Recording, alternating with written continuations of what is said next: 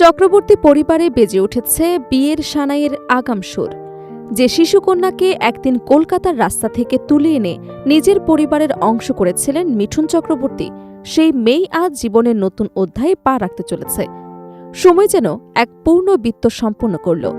মিঠুন কন্যা দিশানী চক্রবর্তীর বাগদানের খবরে এখন আনন্দ আর আবেগে ভাসছে গোটা চক্রবর্তী পরিবার। কিন্তু কে সেই সৌভাগ্যবান যুবক যিনি জয় করে নিয়েছেন মিঠুন কন্যার হৃদয়? ডিস্কো ড্যান্সার ক্ষত কিংবদন্তি অভিনেতা মিঠুন চক্রবর্তী এবং যোগিতা বালির সংসার দীর্ঘদিন ধরেই বলিউডে এক অনন্য উদাহরণ।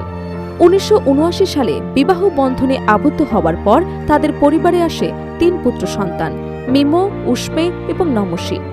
তবে সময়ের সঙ্গে তার পরিবারে যোগ হয় আরও এক সদস্য, যিনি রক্তের সম্পর্কে না হলেও ভালোবাসা এবং স্নেহের বন্ধনে হয়ে ওঠেন পরিবারের সবচেয়ে আদরের মানুষ। বহু বছর আগে কলকাতার একটি রাস্তা থেকে উদ্ধার করা হয়েছিল এই নবজাতক শিশুকন্যাকে। পরে সেই শিশুকেই দত্তক নেন মিঠুন এবং যোগিতা। সেই শিশুই আজকের দিশানী চক্রবর্তী। আদর, যত্ন আর ভালোবাসায় বড় হয়ে ওঠা দিশানী এখন নিজের জীবনের নতুন যাত্রা শুরু করতে চলেছে। সম্প্রতি দীর্ঘদিনের প্রেমিক মাইলস ম্যান্টজারিসের সঙ্গে বাগদান সম্পন্ন করেছে দিশানী। খবরটি প্রকাশ্যে আসতেই আনন্দে ভেসে যায় চক্রবর্তী পরিবার। বিশেষ করে বড় ভাই মিমো চক্রবর্তী বোনের এই সুখবর নিয়ে আবেগঘন প্রতিক্রিয়া জানিয়েছেন। বর্তমানে দিশানী যুক্তরাষ্ট্রের লস এঞ্জেলেসে বসবাস করেন।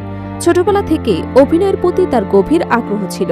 সেই স্বপ্ন পূরণের লক্ষ্যে তিনি নিউ ইয়র্কে ফিল্ম একাডেমিতে অভিনয়ের উপর পড়াশোনা করেছেন। সেখানে গড়ে ওঠে তার নতুন জীবন এবং সেখানে সম্পন্ন হয়েছে তার বাগদান। এক সাক্ষাৎকারে মিমো চক্রবর্তী বলেন, বাড়ির সবাই দিশানীর জন্য ভীষণ খুশি। এখন আমরা এই আনন্দের মুহূর্তগুলো উপভোগ করছি। দিশানী শুধু আমাদের বোন নয়, পরিবারের অত্যন্ত প্রিয় একজন সদস্য। তাই তার সুখবর আমাদের সবাইকে আবেগপ্রবণ করে তুলেছে। তিনি আরও বলেন, আমরা ভাইরা তো আবেগপ্রবণ হয়েছি, তবে মা বাবা আরও বেশি আবেগে ভেসেছেন। এমন মুহূর্ত মানুষকে মনে করিয়ে দেয় পরিবারের বন্ধন কতটা মূল্যবান। মনে হচ্ছে এ বছরটা আমাদের পরিবারের জন্য সত্যিই খুব ইতিবাচক। বাগদানের পর পরিবারের সদস্যদের সঙ্গে নিয়মিত যোগাযোগ রাখছেন দিশানী। ভিডিও কলের মাধ্যমে ভাই বোনদের সঙ্গে নিজের আনন্দ ভাগ করে নিয়েছেন তিনি। মিমো জানান, বোনকে এত খুশি দেখে তার নিজের চোখেও পানি চলে এসেছিল। তার ভাষায়, আমরা ভিডিও কলে অনেক কথা বলেছি। ওকে এত আনন্দিত দেখে আমি নিজেও আবেগ ধরে রাখতে পারিনি। একজন বড় ভাই হিসেবে এমন মুহূর্ত সত্যি ভাষায় প্রকাশ করার মতো নয়। জানা গেছে, আগামী ৬ ডিসেম্বর বিয়ের পরিকল্পনা করেছে দিশানী এবং মাইলস। ফলে বিয়ের প্রস্তুতির জন্য পরিবারের হাতে এখনো কিছুটা সময় রয়েছে। তবে কোথায় বিয়ে হবে, ভারতে নাকি যুক্তরাষ্ট্রে, সেই বিষয়ে এখনো চূড়ান্ত সিদ্ধান্ত হয়নি। বিষয়টি দিশানী এবং তার হবু স্বামীর ওপরই ছেড়ে দিয়েছে পরিবারের সদস্যরা।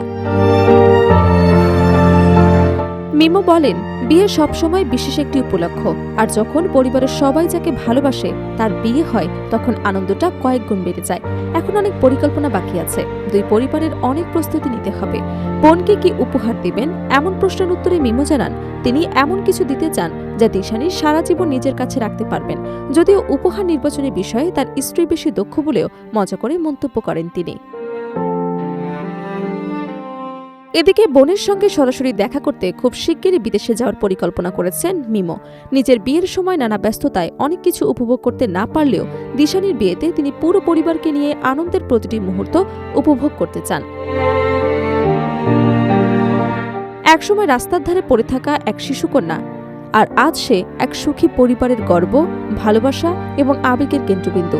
দিশানীর বাগদান যেন আবারও প্রমাণ করল, রক্তের সম্পর্কের চেয়েও বড় হতে পারে ভালোবাসার বন্ধন।